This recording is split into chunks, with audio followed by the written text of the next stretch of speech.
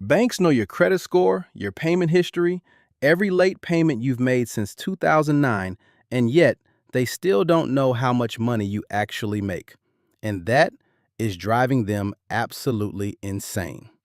If you've ever logged into your credit card app and been hit with one of those annoying pop-ups saying, "Hey, update your income for better offers," this video is going to explain exactly what's really going on behind that friendly little request. And I promise you, it's way more interesting and way more shady than you think. So here's the thing that blew my mind when I first learned this. Your credit report, you know, the thing that basically controls your entire financial life, contains zero income data. None. No salary, no savings, no investments, no net worth, nothing. Credit expert John Oldtimer, who literally used to work at Equifax and FICO, confirmed it. Income is not on your credit reports. It cannot be considered in credit scores.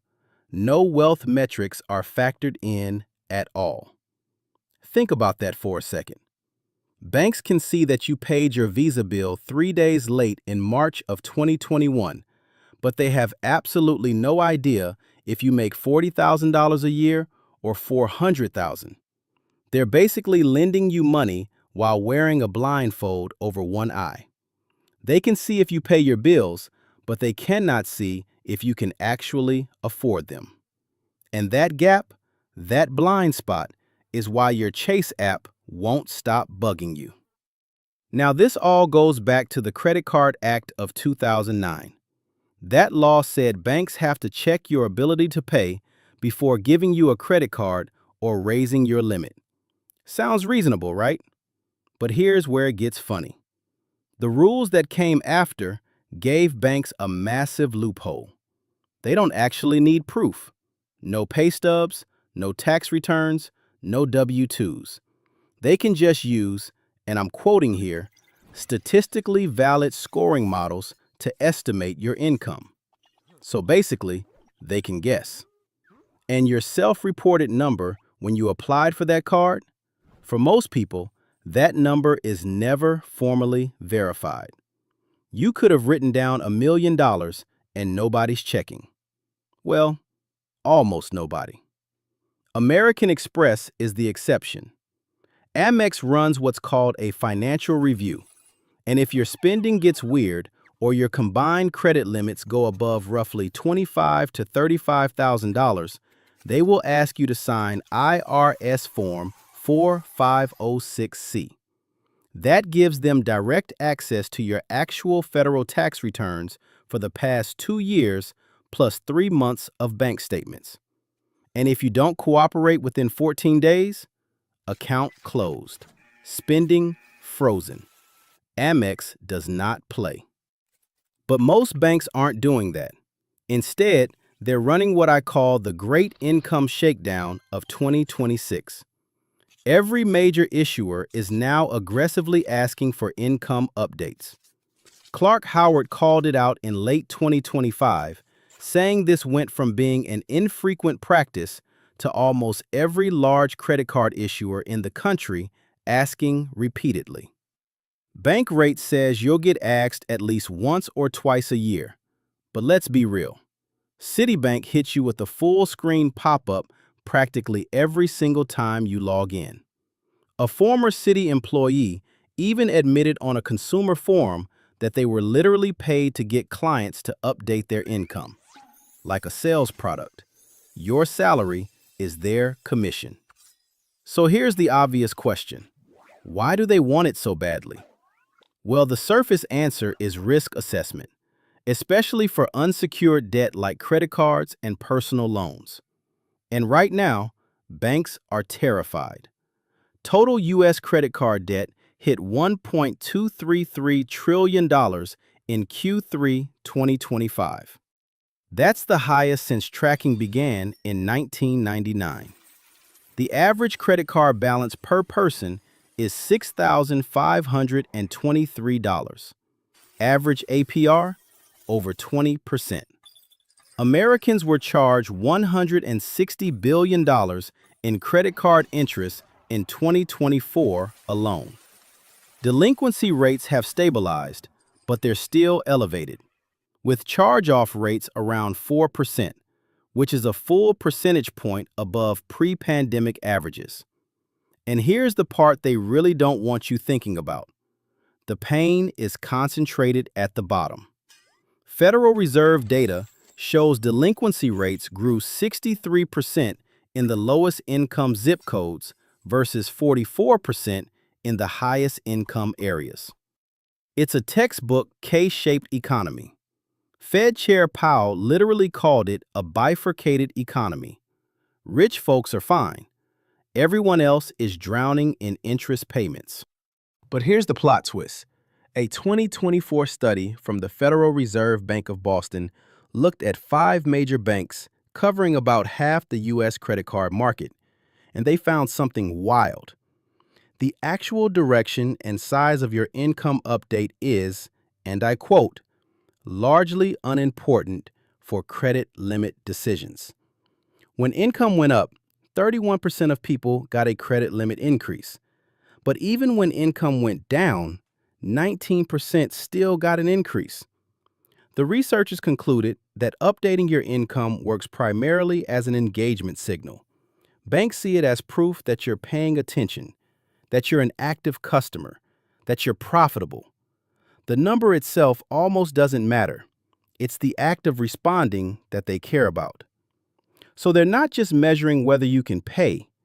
They're identifying who is engaged enough to be worth marketing to. Your salary becomes the key that unlocks their entire product recommendation engine. Higher deposits trigger personal loan offers. Income increases trigger premium card upgrades. You're not updating your income. You're opting into their sales funnel. Now, let's talk about why 2026 makes all of this even crazier. We've got 76 million Americans freelancing right now. That's 36% of the entire workforce. The gig economy hit $582 billion globally. Side hustles, crypto gains, stock dividends, content creation revenue, rental income, all flowing irregularly into people's bank accounts. Traditional credit applications were built for a world where you had one job, one paycheck, one employer. That world is gone. And then there's AI. Nearly 55,000 U.S. job cuts were directly attributed to AI in 2025.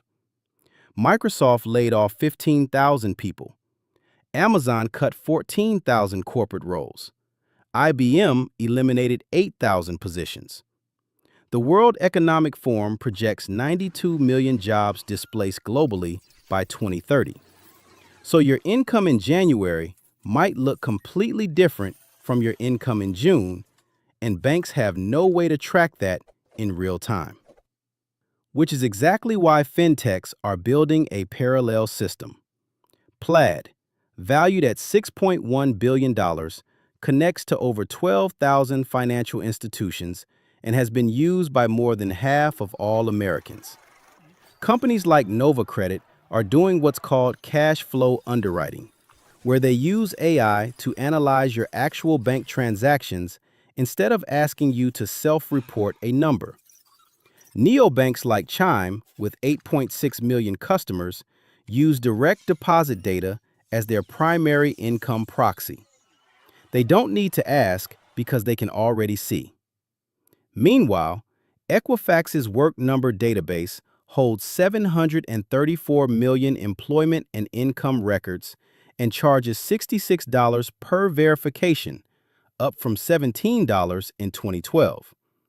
That's a 272% price increase. There's now a class action antitrust lawsuit over it. And the regulatory picture? Total chaos. The CFPB's open banking rule that was supposed to standardize all this data sharing got blocked by a federal court. 19 states have privacy laws now, but none of them really cover banking data. Consumer confidence collapsed to its lowest level since 2014 in January 2026. Tariffs are at their highest since 1932. The Fed is holding rates at 3.5 to 3.75%, and 28% of Americans now own cryptocurrency, with the government preparing to let people count crypto as an asset for mortgage qualification for the first time ever. So here's your playbook. These income requests are voluntary. You do not have to respond. There is no law requiring you to update your income with your credit card company. Period.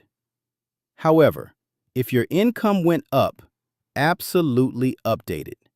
You might get a higher credit limit, better offers, upgraded cards. But if your income dropped, or you're the kind of person who might overspend with a higher limit, do not update. Just close the pop-up and move on with your life. One important caveat though, banks rarely verify, but intentionally lying about your income on a credit application can technically be considered fraud if things go sideways legally. So don't inflate the number. If you're going to report honestly. And if you're not comfortable sharing, just don't share. The worst that typically happens is your credit limit might get reduced during an economic downturn, and even that's not guaranteed. The bottom line is this: banks are not asking for your salary because they care about you. They're asking because $1.2 trillion in credit card debt is keeping their risk departments up at night. Because 76 million freelancers are making their models useless. Because AI is reshaping who has a job and who doesn't. And because every fintech startup in Silicon Valley is building tools that might make the question obsolete entirely. Your income is the last piece of the puzzle they can't get without your permission. And now you know exactly what they're doing with it. If this video helped you see the game a little more clearly, smash that subscribe button. We break down the financial systems that nobody else is talking about every single week. Subscribe, and I'll see you in the next one.